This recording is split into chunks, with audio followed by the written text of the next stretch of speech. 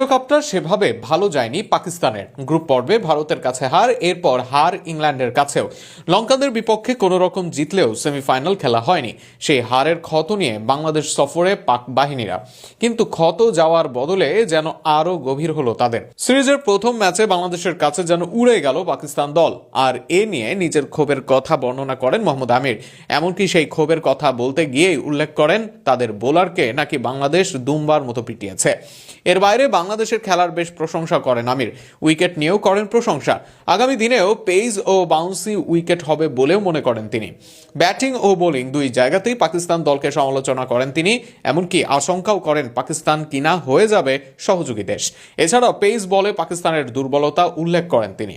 একই সাথে নাহিদ রানারও করেন আলাদাভাবে প্রশংসা। এ নিয়ে আমির বলেন, বাংলাদেশ স্মার্টলি ক্রিকেট খেলেছে। আমরা ভেবেছিলাম টার্নিং উইকেট হবে, তারা পেস উইকেট বানিয়েছে। উইকেটে বাউন্স ছিল। পাকিস্তানের জন্য আউট অফ সিলেবাস প্রশ্ন এসে গেছে।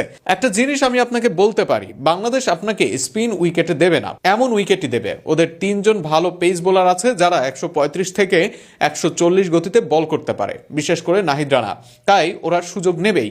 এছাড়াও এই বাহাতি পেসার বাংলাদেশের পেস বোলিং ও পাকিস্তানের দুর্বলতা নিয়ে বলেন, এখন খুব সাধারণ হয়ে গেছে আমাদের বিপক্ষে কোনো 140 কিলোমিটার গতির বোলার আসে, আমাদের ব্যাটাররা ভয় পায়। আপনারা দেখেছেন একজন পেস বোলার ছিল যে রেগুলার 140-এর উপর বল করছিল, সে 5 উইকেট নিয়ে গেল। আমি বিশ্বকাপের সময়ও টিভি প্রোগ্রামে বলেছি, শুধু নেটে দাঁড়িয়ে দাঁড়িয়ে অনুশীলন করলে হবে না, পেসের বিরুদ্ধে শর্টস ডিফেন্স কৌশল রপ্ত করতে হবে। নাহিদ রানা পাকিস্তানের টেস্ট খেলতে এসেও উইকেট পেয়েছিল। নাহিদ অসাধারণ বল করেছে। আগামী দিনে পাকিস্তানের পরিণতি ও বোলারদের অসহায়ত্ব নিয়ে আমির বলেন, পাকিস্তান এখন বাংলাদেশের কাছেও হেরে যাচ্ছে। আমার তো ভয় করছে পাকিস্তান না সহযোগী দেশ হয়ে যায়। এমন করবেন না, আপনারা সিনিয়র জুনিয়র মিলে একটা ভারসাম্যপূর্ণ দল বানান। জানি না আমাদের ক্রিকেট আরো কত দূর যাবে। আফসোস লাগছে, কারণ এমন হওয়া উচিত নয়। বোলিংয়ে দেখুন, আমাদের দুম্বার মতো পিটিয়েছে। যে উইকেটে আমরা 114 রান করেছি, সেখানে তারা 10 থেকে 12 ওভারে রান তারা করেছে। এটা হয় নাকি? সব মিলিয়ে বড় ব্যবধানে হেরেই খেলোয়াড়দের সমালোচনায় ব্যস্ত আমির।